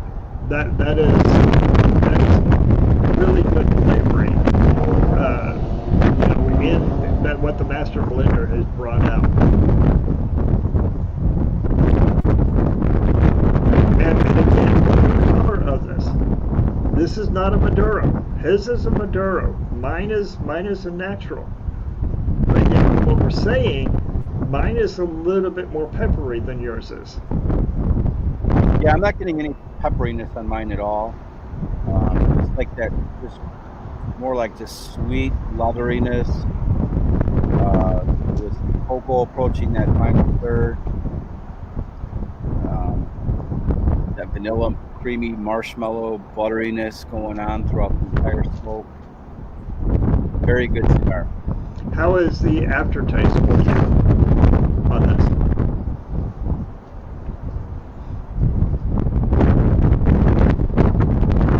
Just butter. Just butter that just coats the whole palate and just stays there and just lingers. You know that flavor when you've got a nice, good charred crisp on a steak? That crust on it. So you've got your steak on the grill, and you got your steak is perfectly cooked, but you've got that nice crispiness with a little bit of char and that meat, that just strength of that meat is coming through. That's my aftertaste. Which is, for a pairing of this, I absolutely 100% would pair this with a perfectly good steak. I would also pair this with, maybe some Brussels sprouts, maybe some asparagus. So a really strong vegetable that's got some bold notes to it. And what that's going to do is that's going to bring out a lot of those grassy notes, those herbaceous type notes in the cigar, and would bring it out in the Scotch as well. Because remember, we're dealing with Scotch. If we're dealing with, say, an Islay, it would be different. But with the Highlands Scotch, where it brings out some of those floral notes, some of that sungrass, some of that hay, some of those herbaceous type notes in the Scotch as well, which is independent Scotch. That's going to bring a full experience of your pairing for you. Yeah. Now with the butteriness, like the creamy marshmallow thing going on here with this Metropolitan Maduro, I also think it would pair very well with the bourbon. Just marrying well with like the sweet corn, vanilla notes, classic caramel that you get on the bourbons. Yes. This cigar can go either way. Nice sherry scotch, obviously, that I'm pairing with Glenfarclas here, or like, and I would go with like maybe something that's proofed 45 to 50. Yeah, I would probably. You could go at a higher proof with a more aged bourbon. So if you're looking at at your 9 to 12-year-old bourbon, to where you've got that higher proof, but you've got those oils, that really thick oils, the viscosity of it, that would be good. Yeah. From a wine, I am really intrigued on seeing, revisiting this for cigar with like a Grenache, GSM, so the Grenache Syrah Maduro type blend. I would stay away from your fruit forward wines. So I don't know that this would go good with, say, like a Malbec or a Pinot. The cigar is going to overpower the Pinot. Tempranillo would be good. Syrah, so something a little bit more fuller bodied, a little bit more strength-wise, fuller bodied in your wines. I think that this is going to be a good pairing too. Are you getting any like leatheriness on your cigar? Oh yeah. Oh yeah, but not. It's no longer that sweet baseball mint type country. It's more of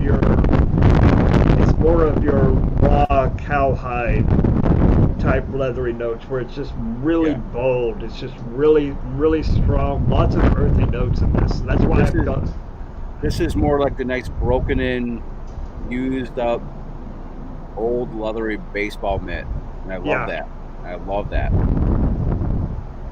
The cocoa notes on this it's still there. It's still very nice, mixed in with the gamey, the meaty type notes. The creaminess is kind of taken a little bit more of a back seat to what we've got going on here. Should we drink more whiskey in this final third? Let's do it. Let's do it. Well, we got to make that. I got to make this bottle kill real. I'm gonna do cigar to drink. Oh, yep, cigar to drink.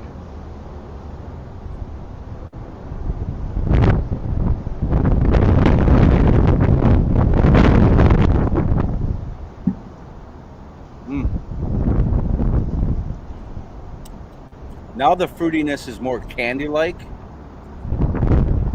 Yes. A lot sweeter.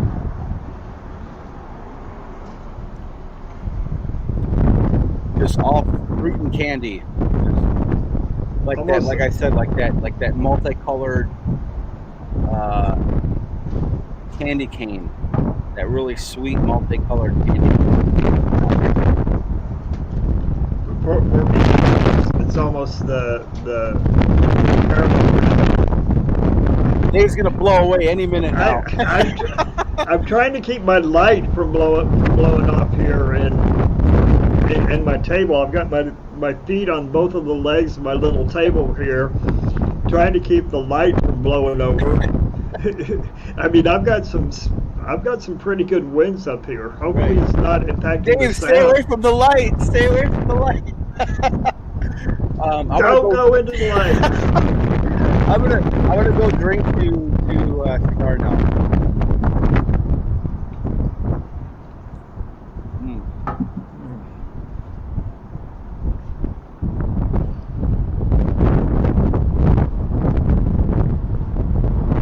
Oh wow.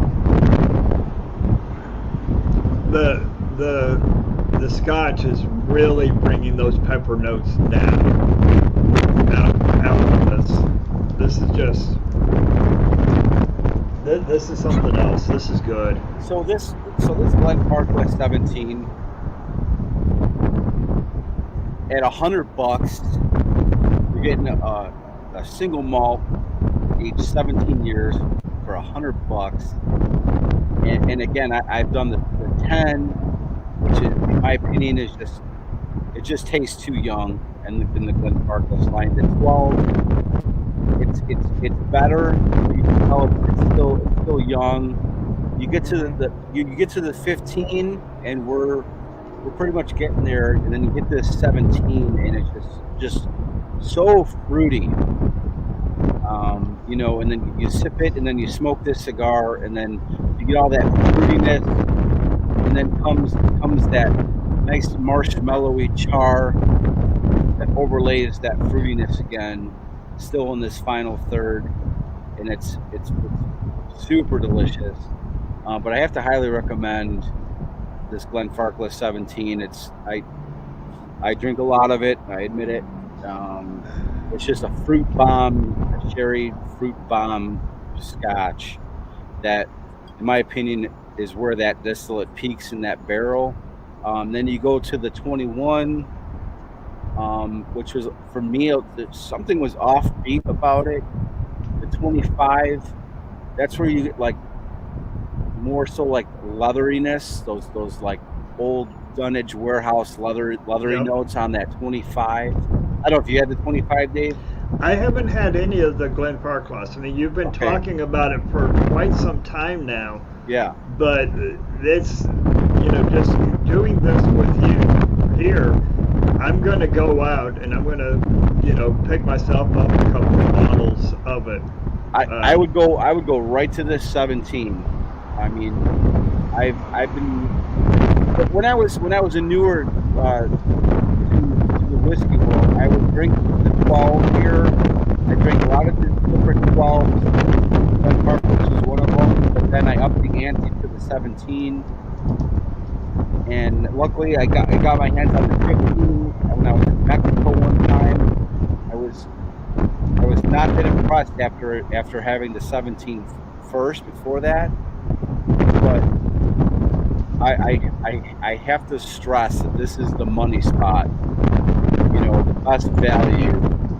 I mean, even at the 25 year at $180, that's a great value for a Scotch aged 25 years. But that's one of the things I love about the Glenfarclas, this family owned and run distillery. They're not getting any outside influence, that they keep their prices low and affordable for such aged whiskey. I've got to agree with the Dave's gonna blow away, and we can barely hear you now. the price point on those are just right on, especially when you look at price points on other scotches. When you Yeah. look at the Glenlivet's, when you look at the Balvini's, the Benlocks. Yeah. Maybe go back to your mic. Maybe we'll hear you better with the mic. Oh, that bad, huh? Yeah.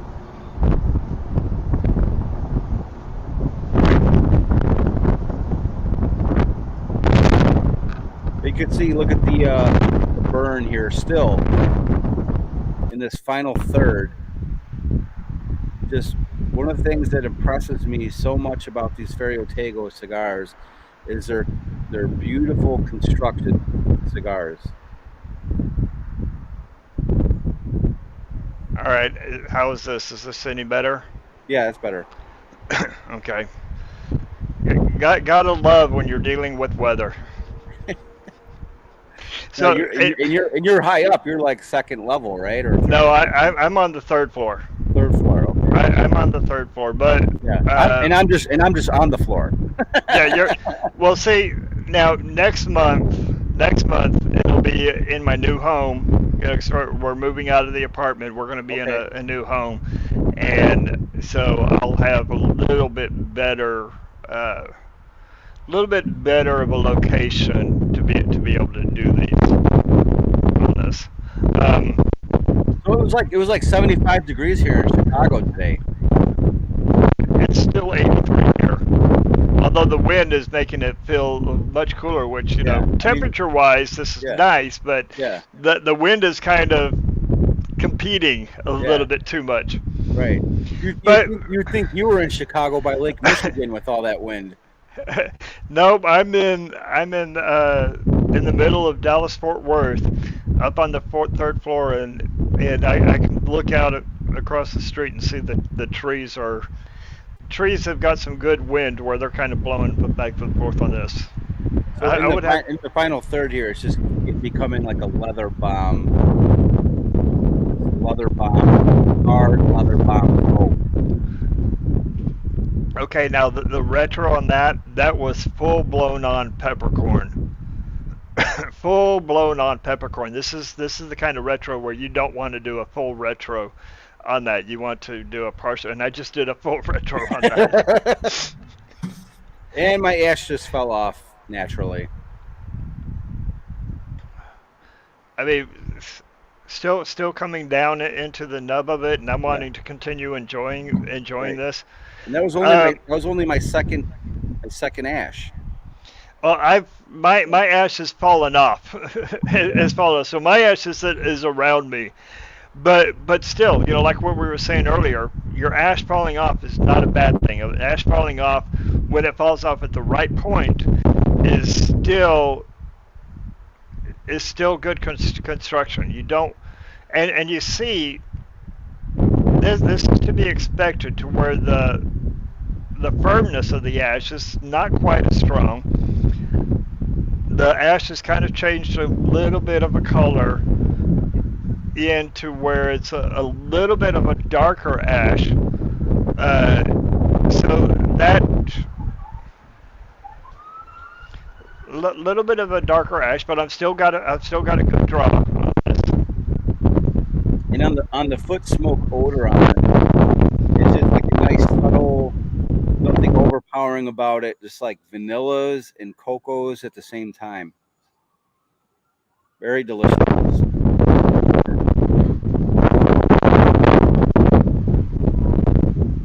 Yeah, Chris is saying that the wind is picking up to 50 miles an hour plus out where he is, and he's about 10 to 15 miles, no, about 20 miles west of me. You look like a weatherman in the middle of the storm right now.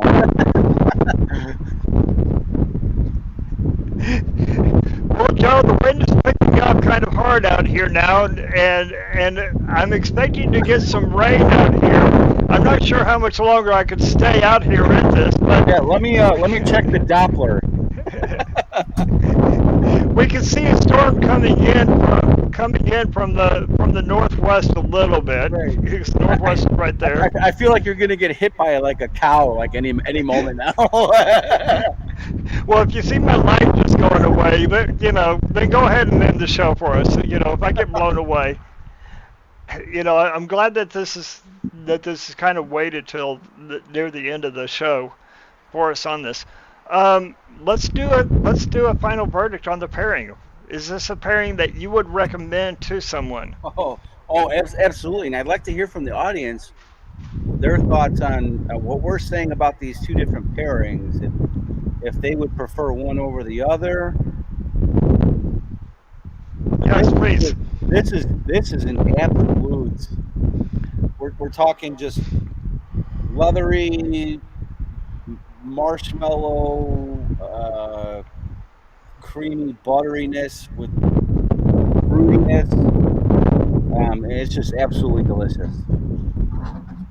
Yeah, and where mine is is cocoa, the different leatheriness, but different type of leatheriness. This is that more of that raw leatheriness. Still getting the meaty to gamey type notes with it. That's that really bold, strong type note. Pepperiness is definitely picked up, but it's not overpowering on the draw itself. The pepperiness on the retro is beautiful. It is an intense pepperiness on the retro, and then pairing it with the drink to the cigar is really, I mean, it's the pepper bomb. I mean, it is pure peppercorn, which for my palate, I really enjoy that. I really enjoy that peppercorn in that back final third to kind of finish it off, and it really kind of it's for me, it's almost kind of energizing. Yeah. Yeah, and that does have to do with the nicotine on it as well, but it's it's a very enjoyable experience. So if you're into peppery cigars, you're going with Dave's cigar. If you like just creamy, buttery leatheriness, you're going to go with the Metropolitan Maduro. Okay. Big question though. Is the Metropolitan Maduro, is that box worthy? Absolutely.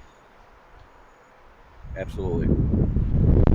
That says a lot on a cigar. When we come back and we say a cigar is box worthy, that says a lot. That says a lot on this.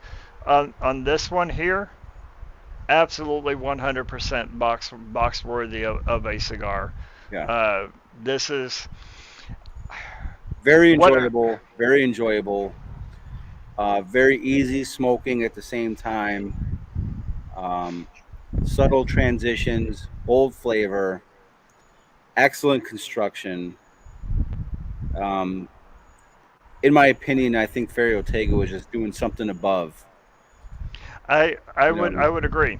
Yeah. So let's talk about the body.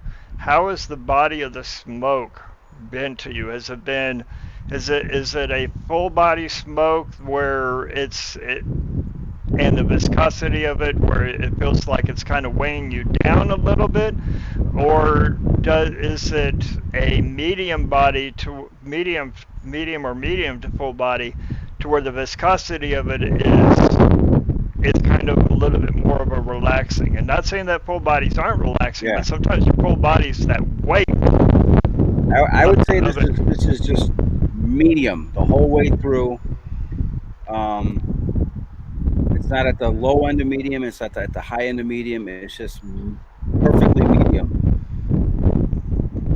I would agree. The draw is it's got that nice little medium tightness to it that I like on a cigar. I don't like it when it's too light.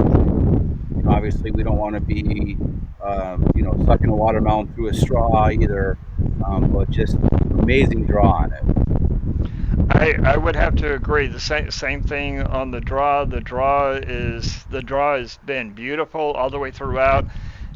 It doesn't feel like it's not too loose of a draw to where I feel like I'm sucking through a straw and I'm just getting nothing but air coming out of it. I'm feeling a good, nice medium body to where the weight of it is pleasing. The weight of it doesn't feel like it's weighing me down on it. Doesn't feel like it's it's gonna dry me out.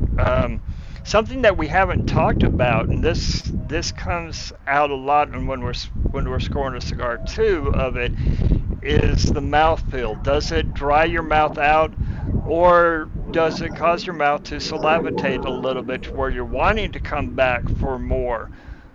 That plays a lot on a cigar as well, because you can have either side of it. Right, yeah, because those cigars that make me like really salivate, and I'm constantly, spitting, this, as you saw throughout the entire show over the last 2 hours, and we're almost 2 hours in, and look, I still have more to go and enjoy on this cigar.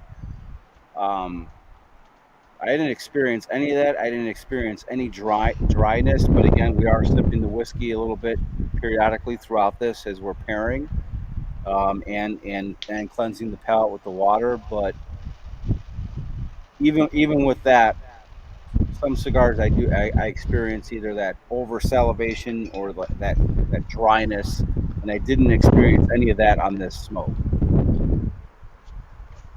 And you notice I did have to relight. Now I do have a little bit of tunneling coming in the back of it. So a little bit of tunneling, which when you're getting down to the nub, it's not necessarily a I would like to see to where I still had an even burn coming into the very bottom part of it. So I would probably take a point down. Yes, it is very windy here. Yeah, Red. Ash said It's very she's windy. back. Ash is back. And that's, I'm also starting to get a little bit of rain. I mean, a little bit of sprinkling here. It's very windy here right now. I've been, you've missed it. I've almost blown away twice, Red. You know what's funny is with the wind, your beer does the same thing when you were doing the pairing with the food. You know, and then here comes the wind, it's doing the same thing. But yeah, just an excellent cigar. Yeah, excellent cigar. I would absolutely recommend this pairing. Even with the drink to cigar in the first third, where the cigar was, the drink to the cigar kind of numbed out kind of dulled out the flavors of the cigar. Coming into the second third of it and the final third, either direction is beautiful. It's something that I recommend. My final verdict on this is a pairing that goes down in the books. I'd have to agree. I'm a huge fan of Dalmore. That Dalmore 15 is stellar. I prefer the Dalmore 15 Yeah, over the 12. The 12 is too young yeah, for the Dalmore itself. The yeah. 15 is good. Now, what's the price point on that Dalmore 15? It's around your 120 to 150 mark. Okay, so I have to recommend that Dalmore 14, which is an American exclusive release. And I did a review just on that whiskey alone on whiskeynetwork.net. I've also done a pairing with it with the Don B Maduro. That's probably one of my favorite pairings, and I think probably this is right up there with one of my favorite pairings. This Glenfarclas 17 and this Ferio Tego Metropolitan Maduro. Something about, and I've said this before on your podcast, Dave. Something about a Maduro and sherried Scotch really hits home for me. Yeah. Yeah. Now you got your start into whiskey from Scotch, or did you start off on bourbons? So my entry was Blanton's, and then I went, because I didn't know any better. I went right to I went right to You went right to Lefroy, yes. I went right to Lefroy 10, not knowing any better, and then I decided to investigate non-peated scotches. So I really got into the high, like just bourbon barrel influenced scotches, like all the Glen and stuff like that. It actually took me a while to get into sherried scotches. At first they were off-putting to me. There was something like just off-putting, and then you develop your palate, and then you crave more complexity, and that's where the sherry comes in. So it's interesting that you said that, because up until the bourbon age, all scotches were aged, and in fact still all scotches are aged, unless you see a double cask scotch, are aged first in some type of sherry cask. You will never find a scotch that I know of. I don't know of any scotches that come out in a brand new charred oak. or a virgin, Right. a virgin oak. Right. It's gonna That be has never. it's gonna be a used oak barrel. It's going to be a use. Typically, it's going to be a French oak, and it's going to be a sherry cask because they got their barrels from Spain. Yeah. Where and a lot of the fortified sherry wines in there, Yeah. and it brought out a lot of that fruit and those floral notes, but also up until really it was in that early 1800s time period when bourbons really came onto the market, all scotches were also peated. Yes. Yeah. Every single, and that's Yeah. why even in your highlands and your highlands and your Speyside and predominantly in your lowlands, you'll find a lot of scotches. You can find your older scotches that have a really smoky back into it or a peaty into it. Even in your Yeah. Macallan. So you pick up a Macallan, 35-year, 45-year old, and your older ones, to where there's some of that, there's a little bit of peatiness, a little bit of smokiness in that, and that's because they were barreled really at a time period when your fruit forward scotches weren't part of what they were doing back then. Right. Right. It's and this is one of the things that I love about American whiskey, and especially bourbons. But we saw it with Rise, of the impact that they have had on the entire whiskey industry across the globe. Bourbons have really had a major impact on changing the way that all whiskeys Yeah. are done. Right. Because Scotland, they realized, oh shit, we're being outperformed by bourbon because it's sweeter. Yeah. Let's take away the peat, and Wait, start generating some fruitier, sweeter scotches. yep, absolutely. Well, Joe, out here in the field, the rain is really starting to come down now, and I'm starting to see, we can kind of hear it coming down a little bit, and my porch is actually starting to get wet, which is Yeah. nice. I mean, we need the rain here. Coming to you live, Twister 4. Twister 4. Red, we need a graphic on that one. Um, so, final verdict is cigars are boxworthy, both of them. Pairings with a Highlands Scotch, the Glenfarclas 17 with Joe, the Dalmore 15. Glenfarclas is a bit, probably, I was going to say it's a little bit easier on the price point, a little bit easier to get, from that standpoint of it than the Dalmore 15. But the Dalmore 15, when you're talking about an aged Scotch, is still within affordability, price, ranges on this. Recommended pairings, yes. Boxworthy Absolutely. cigars, Like I said, yes. this is actually probably one of my top 3 pairings now at this point. Huge One for the surprise. books. One Yeah, for the books. absolutely. All right. Next week we've got a guest. We've got a guest on our show next week, and I'm so excited. I first was introduced to the cigars a couple of months ago at the Underground, and this is Bagani Cigars, and Brad, who is the rep here in the Dallas Fort Worth in the Texas, Louisiana, Oklahoma region. This is a 100% African puro. And it's not the Cameroons. This is in fact, I don't even know what the blends are on this. So he's going to be on Right. the show, and I'm excited to talk with him and really hearing the story from him and everybody else being able to hear the story about a new region of cigars for us. Yeah, And you don't really see too many African puros. no, you Yeah, don't. I And think maybe is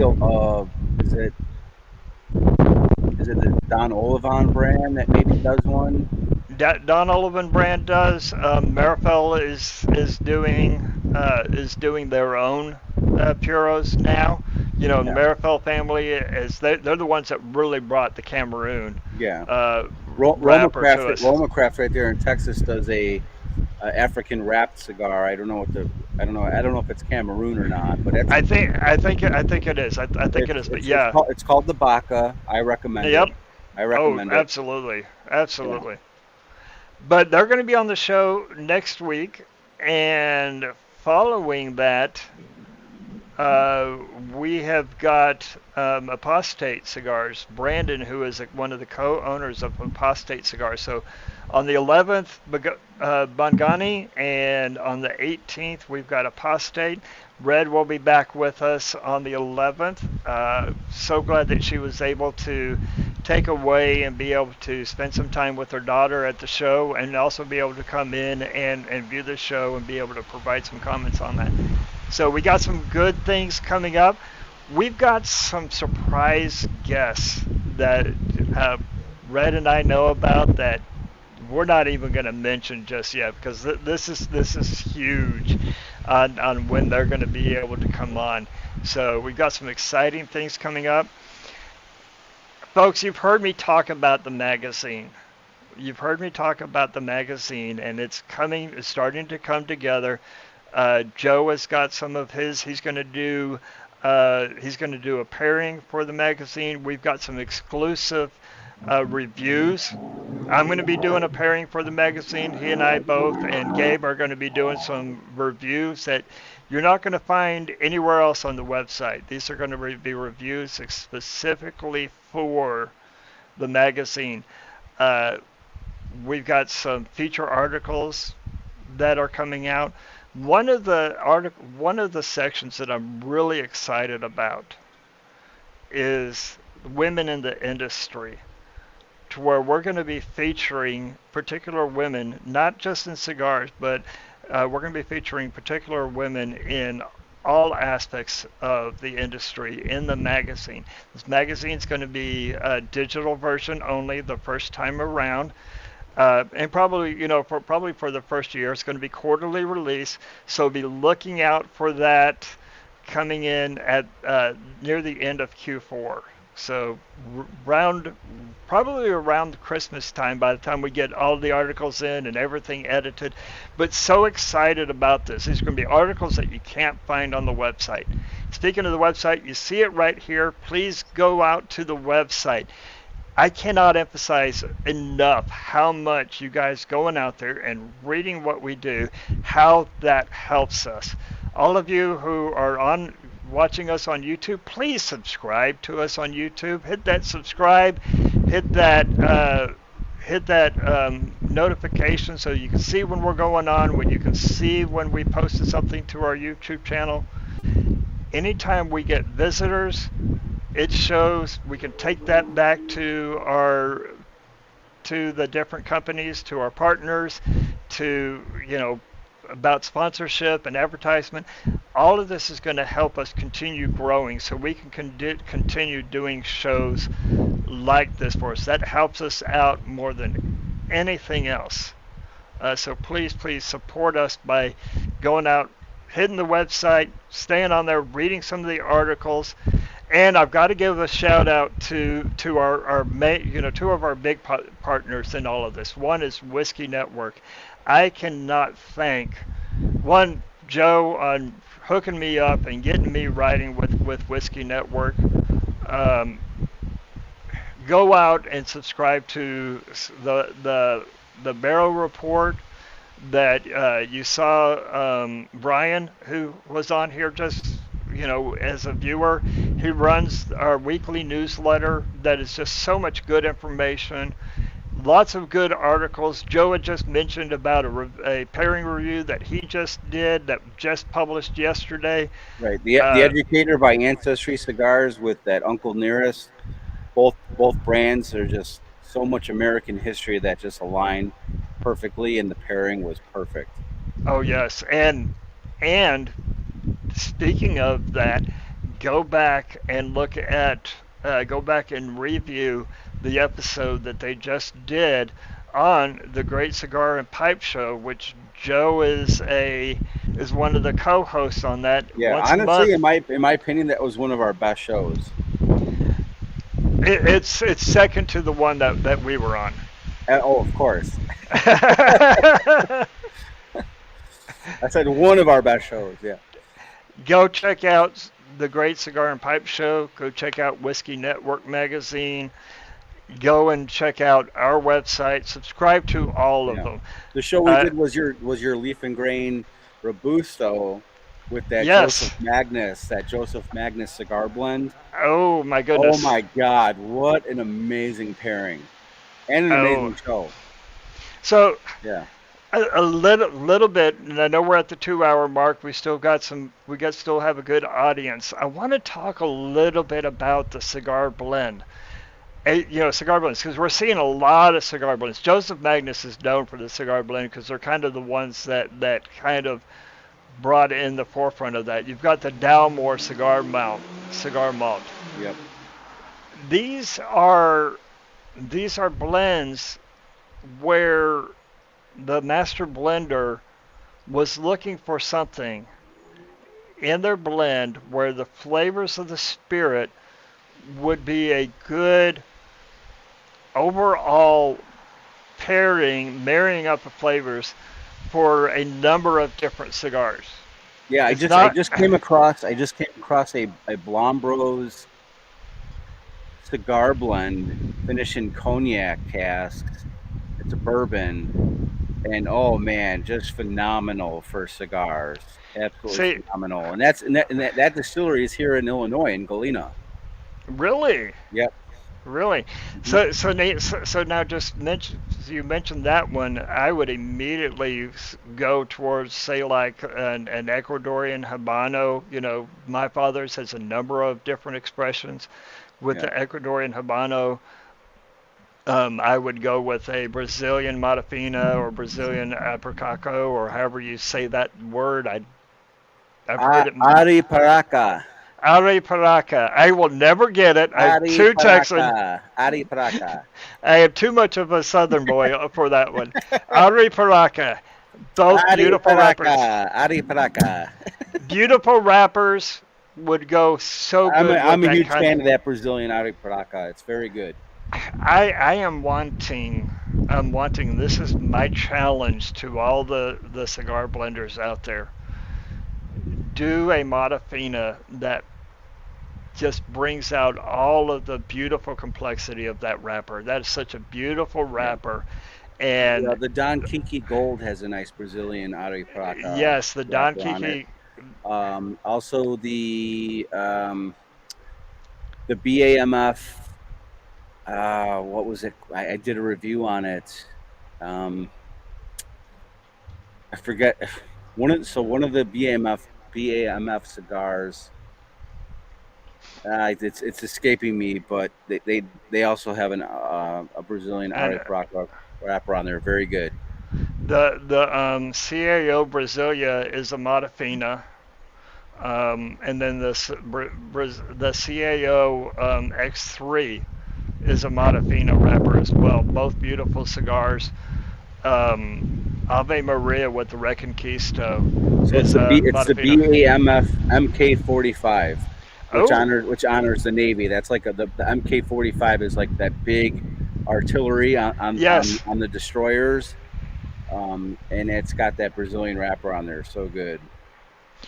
So lots of great cigars, lots of great pairings, lots of great information on all of our shows that we do, and both Leaf and Grain's website, Whiskey Networks. Go check out Sip and Stokies. That section is all Joe. Yeah, that BMF MK45. I paired that with that Evan Williams. It was specially picked by a group of veterans that were honored for their continued service to the community. Was it the Evan Williams double oak that you did? No, that with? not the double oaked. It was the Evan Williams. It's like the bottle has got like an American, like the label's like an American flag. Oh. So it was picked by veterans. Very cool. Yeah, Very, very, very, very it's cool. basically the Evan Williams 1893, but like a barrel pick. Okay. Yeah, The 1893, and that's a very good pour, and it's also a yeah. very good price point on that as well. It's 20. It's like $22 for the bottle. Right? Right? Yeah, Yeah, I was gonna say very the good bourbon. 1893. So Yeah, check us all out. All of our channels. Joe's got a group on Facebook, the Whiskey and Winning. yep. Did I get Cigars, Whiskey and Cigars, Winning? whiskey, and winning. So we can keep up with all the fun things I do at whiskey, cigars, and we highlight anything that any any of the members that do something that is good or any achievements. We highlight that as well, and that's the winning part. Very much. Very, very good. Love it. All right. We got a lot of good things coming up. Thank you, everybody, for sticking with us throughout of all of this. Again, I was smoking the Ferio Tego, I am horrible with names, the Generoso. And I was doing the Metropolitan Maduro, the 6x60, very good. So that's the Evan Williams American Hero bottle that I'm talking Okay, about. good Yeah, deal, good deal. they do that every year, and all the proceeds go to the different fundraisers for veterans and stuff like that. So it's for a good cause. Which we love supporting Yeah, that here. We love supporting that. yeah. All right. Thank you, everybody. And as we always say, and I'm going to use Red's line on this one too. Joe, hang out just for a minute Yep. before when we leave. Explore the pairings because there's something for everyone. Thank you, everybody. Have a good night. Night.